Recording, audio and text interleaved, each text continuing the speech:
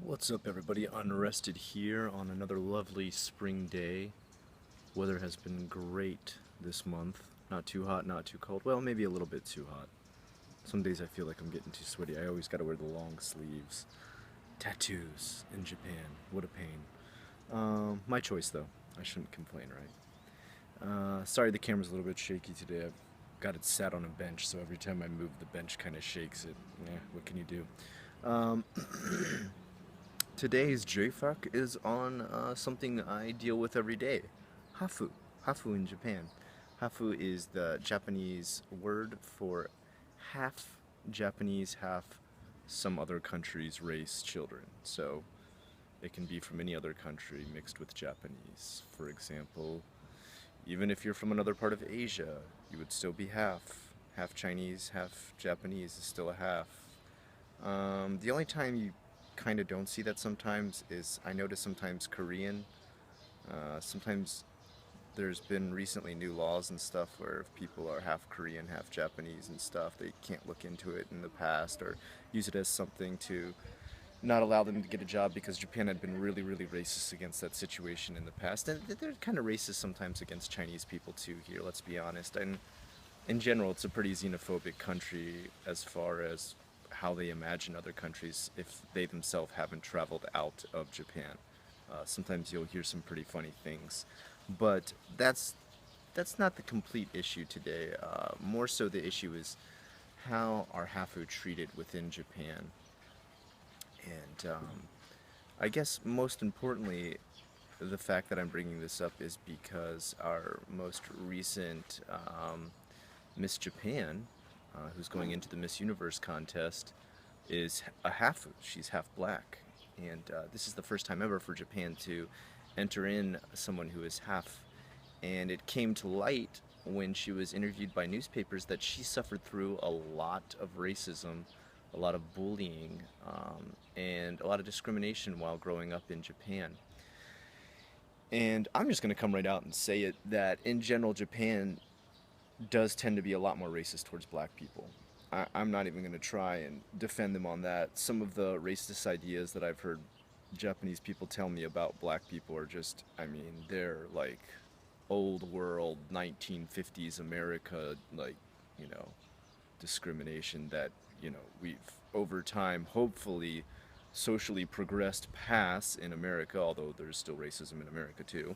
Um, but just you're sometimes very surprised at these very self-made imaginative ideas that and I would say this is more of the older conservative Japanese people have of black people or other countries, even I myself, white people.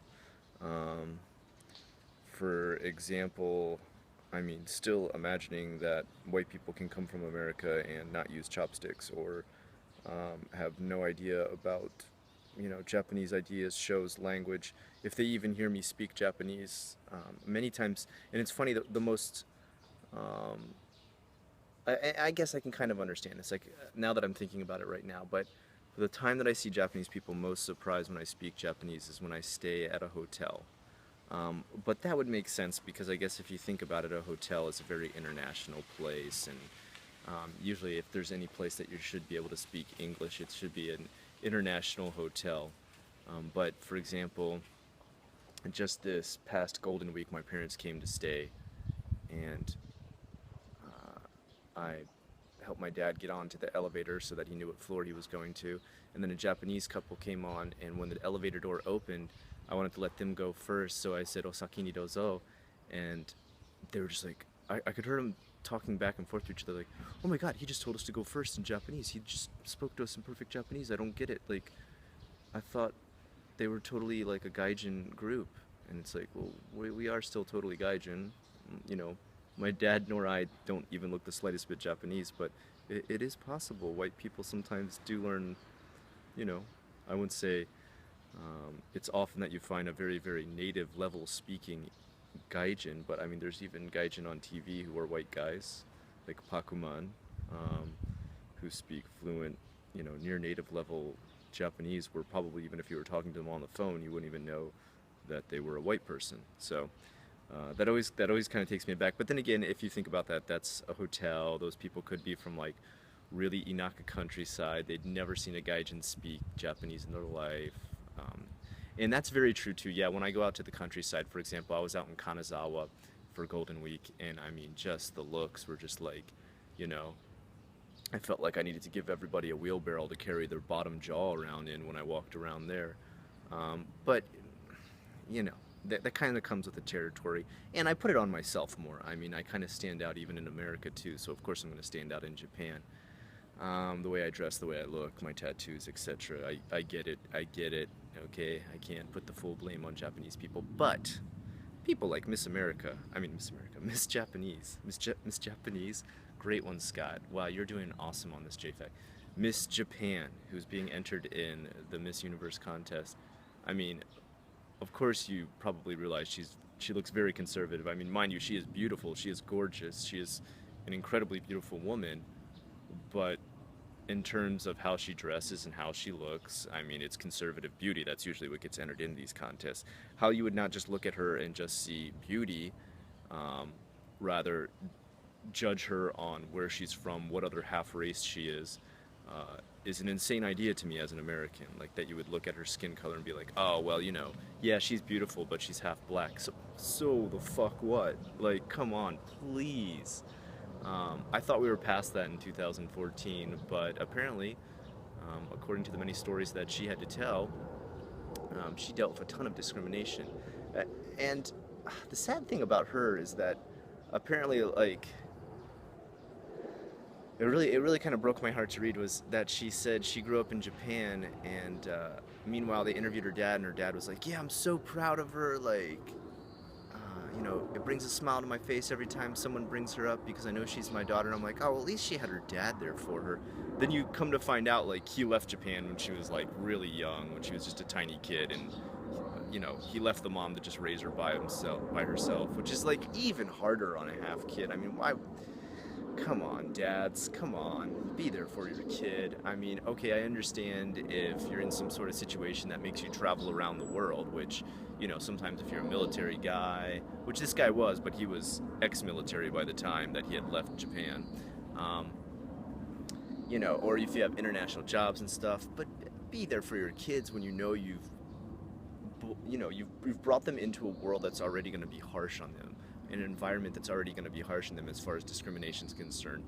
You know, if you're bringing a half kid up in Japan, that there's going to be some sort of discrimination against them. So I put some of the blame on her father as well. I put some of the blame, you know, I'm not going to put 100% blame on Japan. Um, Her father should have been there with her, raising her, going to the school and acting on, you know, if I ever hear about discrimination against my kids at any school they go to, and they've never suffered any discrimination at all. Um, if anything, they've been spoiled by how many times they get called cute. Um, if I ever heard about that happening though, because usually this doesn't usually happen until like junior high school. Apparently this girl suffered it the worst through junior high school and high school. Um, if I ever heard about that, I would go to the school and have a talk, of course. Um, that needs to be nipped in the bud right away. That's your job as a parent. Like I said, you can't put 100% of the blame on Japan if you, as a parent, aren't doing your part to support your child. And if you're going to bring a child in this world, be ready to support it through its whole life up until it graduates and heads out into the real world as a full-grown adult. Um, it's it's not buying it's not buying a doll at a toy store, um, which sadly I see happen a lot around the world today.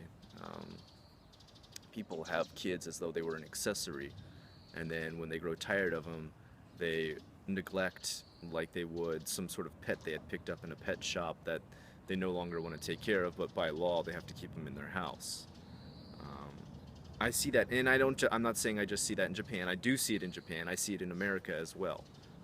That is possibly, I don't know about Europe, okay, I can't comment on other English-speaking countries either, but as far as the two countries, Japan and America, I see that. I see that.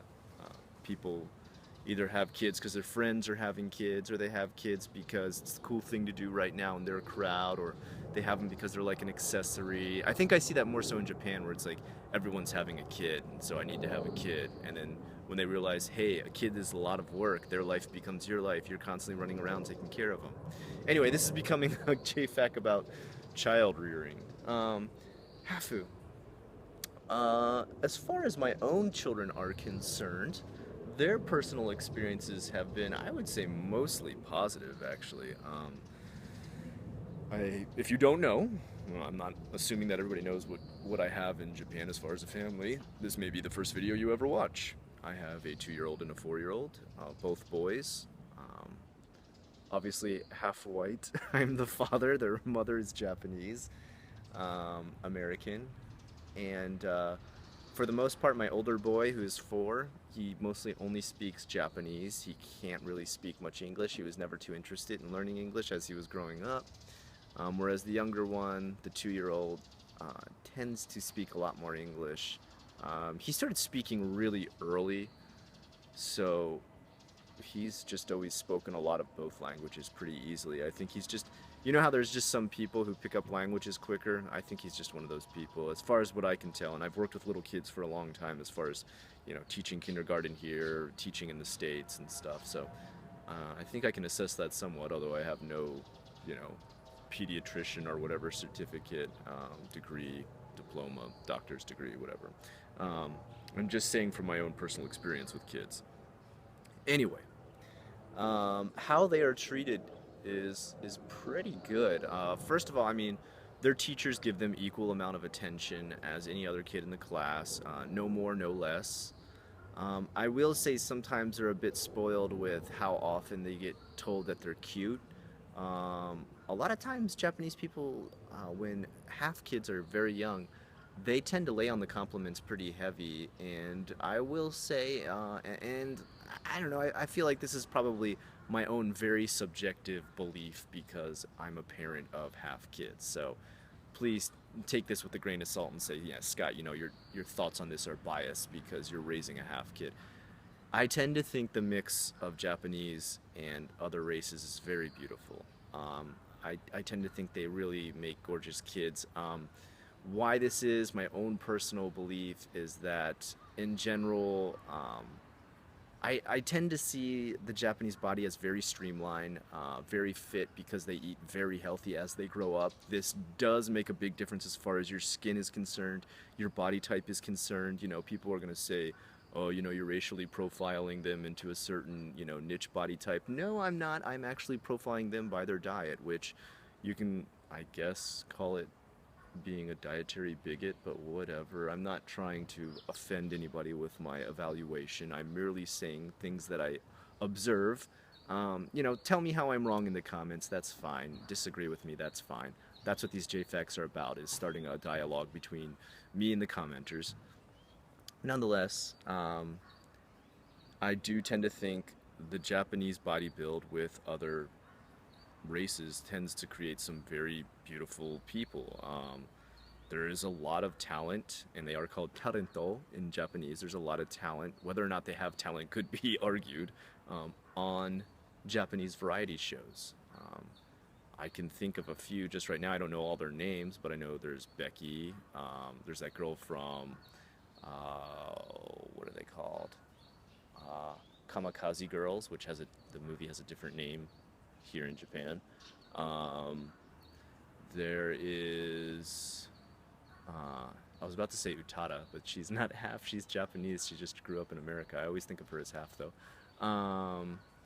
There's a few guys now, too. There's one guy who's gotten recently really popular, and I cannot remember his name. They showed his dad on TV last night, and he was like this muscle-bound Hollywood guy, which I was kind of surprised. Anyway, but as far as how they're treated, I think they do tend to suffer through a lot of discrimination through junior high school and high school, and that is, I think, a mix of many things. Number one, junior high school, the later years, and high school are probably one of the most rough times in your life as far as how much you get made fun of. I think any kid can attest to this anywhere in the world. We are, I think, at the pinnacle of our most aggressive, most fighting for independent, yet at the same time very ignorant, say anything state when we were around those ages, the teenage ages. We often don't connect the consequences of the things we say and how hurtful they can be. We don't connect how we ourselves would want to be treated. Although we understand what the golden rule is, we rarely ever act it out. I can think back to my own high school and junior high school days of the way I talked to people or treated people and regret it thoroughly. If anybody from my high school is watching and I treated you badly, I was an asshole. Um, I apologize. I realize that now, and I think though at that time, and I'm not saying it's an excuse, because really it's the responsibility of the school, the parents, um, and those friends who have a sense of altruism, a sense of sympathy, of empathy, to help teach those kids who are some of the meanest, the roughest, the hardest on others, how it can affect, how it can hurt the people that they are saying these hurtful things to or doing these hurtful things to.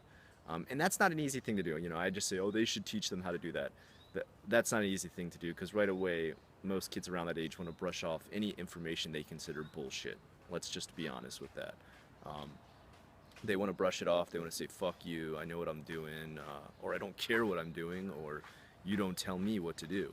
Um, and this is kind of once again back to the fighting for my own independence. It can also come back to their own personal history where they may already be really used to growing up in a rough environment where bullying was mainstream, so they don't see any problem with what they're doing at all. It really depends on the environment they grew up in. So there's a lot that plays into it. Will Japan progress past that? I think so. Um, I think, if nothing else, Japan will be forced into a certain amount of immigration as the population declines. So we will eventually see more immigration into Japan. I think it'll be slow. I think it'll be minimal. I think it'll be very small in comparison to other countries. I don't think you'll see the structure, tradition, or the main heart of Japan being almost fully Japanese, born in Japan, Japanese people, change. Even over the next 50 years, I think you'll barely see that change at all. Um, but I think you will see more education and more people learning more about other countries as Japan slowly opens up and realizes how different other countries are around the world. I mean, we suffer from this too as Americans. If I went back now even and asked some of my friends some of their ideas about Japan, they would be incredibly ignorant as well. They imagine stuff like robots and, that at some point there's, multiple people still mastering how to make samurai swords and stuff like that. Obviously not true about Japan. In fact, Japan, in many aspects, is very low tech and hasn't caught up with the rest of the world. For example, simple things like air conditioned central heating, insulation, even the way structures are built. Yeah, they're great at earthquake proofing houses, but internally, a lot of the material and stuff they use tends to lend itself towards pretty shoddy craftsmanship in material used, and this may be, so that people can eventually keep refurbishing the insides of their houses or businesses or whatever. I don't know. Maybe there's more of a scheme behind that than I understand, but I think technically, as far as even the way people use computers here is very much so behind even the way America uses computers or how often people are educated on using technology in America. Anyway, that kind of varied off into multiple paths as I talked about hafus in Japan, how they're treated, how my own kids are treated, and how Miss Japan, now entering in the Miss Universe contest, was treated while she was growing up. Is it something that will socially progress? I think so. I have only the best wishes for Japan and only see it as progressing further, especially as you see this last generation kind of die out. I'd say if you hear about racism, if you hear about overly insane, psychotic conservative ideas, for example, this one woman named Sono Ayako, who talked about she wanted to build housing separately for immigrants so they could live in their houses because they have way more kids and bother Japanese people. She'll die out. She's an old lady now. You're not going to see this with the next generation. Of course, you'll always have your racists. That's every country has its racists. You always have your bigots. That's going to exist in every country, not just Japan. My country's just as guilty. Um, but I think you're going to see a lot of racism, a lot of bigotry, and a lot of ignorance towards the rest of the world die out as the rest of this generation dies out. Um, Not that I'm saying I want to, see old people jump on the express train to death. I'm just saying, with the dying out of generations, oftentimes old ideas die out too. And some of those old ideas can be very negative, some can be positive, and hopefully more of the negative die out than the positive. Anyway, I hope I've educated you somewhat on my own personal views, if nothing else. Until next time, I'm unrested. Oh, and I just want to give a quick shout out. It was Anthony Roberts, I hope I've gotten your name correct, who sent me this JFAQ today asking about hafu in Japan. So I'd like to give a shout out to him and any and all who send new, crisp, clearly worded JFAQs my way. Always appreciate it because I hate to reiterate the same information always over and over and over. I like to branch out on new subjects like I did today, and this was a pretty current, up-to-date topic with Miss Japan. Anyway, have a good one. I'm unrested. If you like what you saw, like, comment, and subscribe.